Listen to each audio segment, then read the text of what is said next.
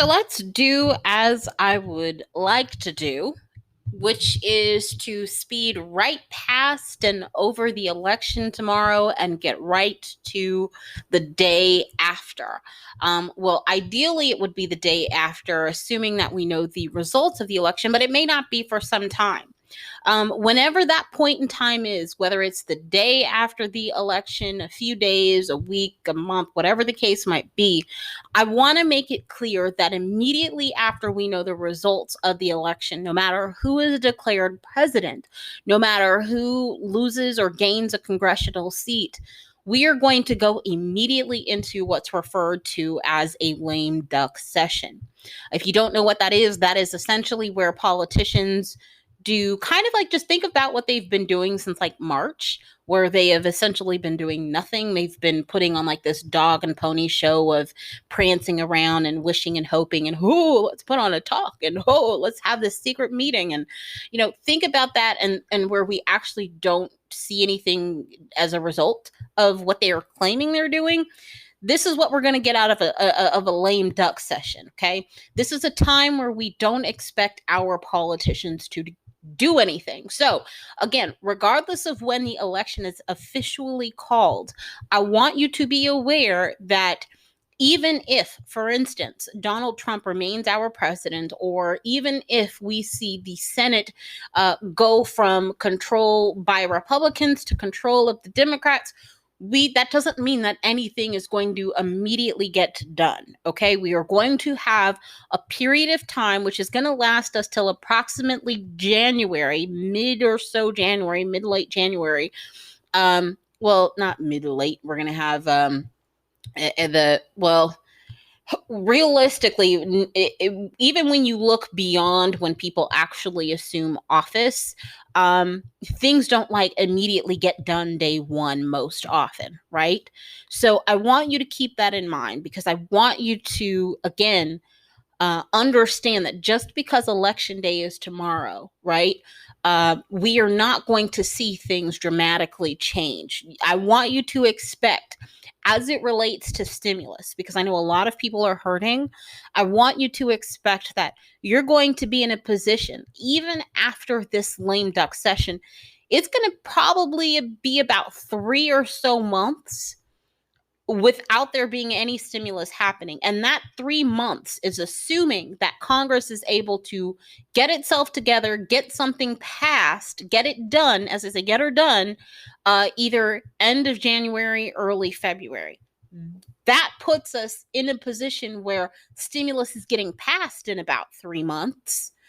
Stimulus actually won't hit your bank account, if you're lucky, until maybe March, April. And that's assuming that we don't end up with any hiccups. But if the past is any indication of our future, not the past where we saw what we did with the CARES Act, where they relatively quickly got themselves together to get assistance to the American people. But if the recent past, where we've seen this dog and pony show of, I'm looking to help you, look over here, no, look over there, and nothing actually gets done, do not get your hopes up of even seeing anything within that kind of 3-month period, any form of economic stimulus or assistance from our federal government. What I do know for sure is that even going into this lame duck session, more and more job losses and increases in unemployment are the name of the game, right? It's kind of like, I like to use the example of the house burning down, right? I use the example all the time about how one party wants to, if you have a house burning down, they both want to be able to say, I've thrown water on the house, but one party wants to take a single bucket of water and throw that on the burning house and be able to claim, see, I actually did something. And the other party wants to actually use a fire hose. They both are doing the same thing, but the extent to which they are doing that thing has varied impacts, one of which will actually aggravate the fire and agitate it, and the other one which will actually do something to rectify the problem, which is the actual fire. When we look at that, for instance, example, if we apply that to kind of what we're going through now, our house is on fire, right? We know that hopefully at some point before it burns to the freaking ground, hopefully at some point somebody will want to do something. Somebody will allow us to do something. But in the meantime, we know that the fire is still raging, excuse me. So what that means related to our unemployment and related to the job losses that we're seeing all across this country, it's getting worse, right? I was reading an article. I don't remember the source of the article, so my apologies. I was reading an article that talked about how, look, come December, we're going to see millions. I think it was like 12 million people who have back due in rent of $5,000 or more that's going to become immediately due. Right? These moratoriums that we've been seeing on rent, this has not been a wipe out of rent. Eventually, the bill is going to have to get paid, and we're seeing that coming due. And I was having a conversation with somebody, and the conversation that we had on this matter was that a lot of people, you had some people who legitimately couldn't afford to make the payment on the rent, but some people made what I refer to as a bad bet.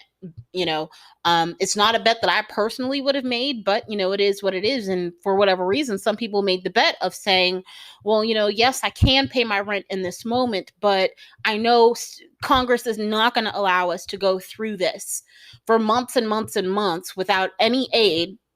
And so I know if I get a stimulus package, I'll be able to pay it later. So let me just use my funds now, funds that I probably could and should use to pay rent. And I'm going to use it for something else, something, that is going to help me survive at this time. Again, am I saying that they should have done that? No. Am I saying that everybody who has taken advantage of or who has utilized, the moratorium has done that? No. But I am saying that there are some people who did make a bad bet. And there, again, are some people who also, again, just legitimately and really, truly did not have that rent money. So I'm not placing blame. I'm just saying some people were really dependent upon the stimulus because they had no other choice. And some other people were dependent upon it because they really just, as they said, they didn't think Congress would do us like that, But even, again, a whole point of what I just said was that the house is still burning. So even though we know for a fact that it is going to be months and months and months until we see something, the house is still burning. Unemployment's getting worse. Job losses are continuing to increase. And so we just have to hope that the house doesn't burn down beyond a repairable point in the process. It's unfortunate, but that's where we are. In the words of our president, it is what it is.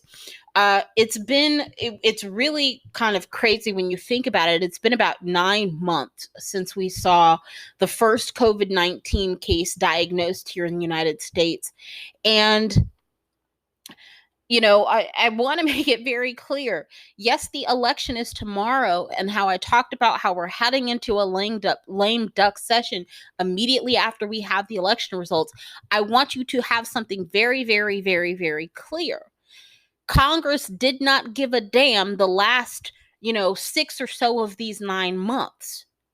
So don't expect, just because an election happened, even if it benefits a specific party, a specific politician, don't expect for them to give a damn after they've just gone well over the 6 months, but at least 6 months of the last 9 months, demonstrating that they do not give a damn about you or your family and your personal economy. Okay.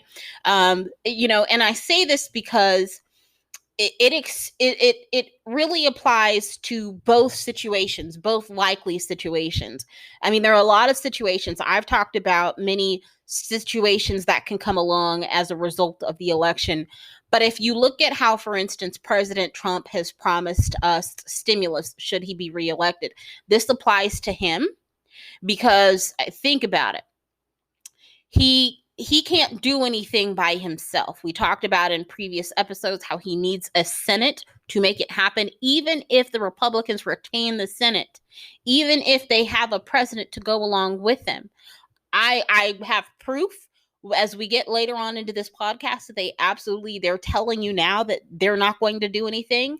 But logically, if they didn't do anything when things were super duper bad, I mean, and actually, you can make the case that literally things are getting worse. I mean, we've passed a point where we're getting 100,000 plus people getting COVID a day in this country. I, in my personal life, can now say not too long ago, knew 17 people and one person who died from COVID. I now know 19 people and one person who has died. And I'm hoping not to add to the number of people I know who have died from COVID-19. It's sad. In the words of the president, again, it is what it is. But this is what we have to contend with when we as a country are not willing to do what the heck we need to do. I feel like fussing, but I'm not going to. The other situation that I want to explain that this also applies to, the fact that they didn't give a damn before, so don't expect them to give a damn now.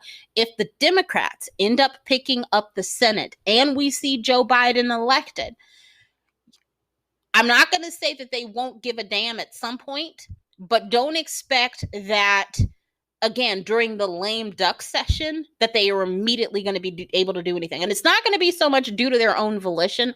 It is going to be more so because even if they get the majority in the Senate has the F word to contend with, which makes it really difficult to get things done. Not saying it's impossible, but they have something really difficult, the F word to contend with, and that is a filibuster, something that I can guarantee you Republicans are going to utilize should they be in a position to I don't want to be in the position to be in a minority in the Senate, but should they be the minority in the Senate, I can guarantee you that is going to be their go-to tool to, even if they can't completely stop what's going on, they're going to definitely utilize it to try and drag it out.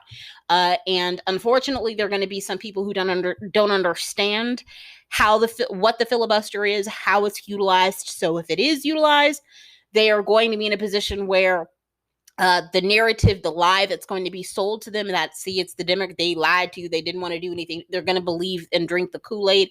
You can't help those people. You can't help people who are willingly ignorant. Obviously we're all ignorant about something. None of us know everything, myself included. But when you decide not to open your mind to learn new things, I can't help you. I don't want to help you, because you don't want to know, and people who, you can't help people who don't want to know better and don't want to do better. I don't know. I'm going to start to ramble. So let me stop and just, again, re-emphasize the fact that we are headed into a lame duck session. Don't expect anything to change, because in the words of the president, it is what it is.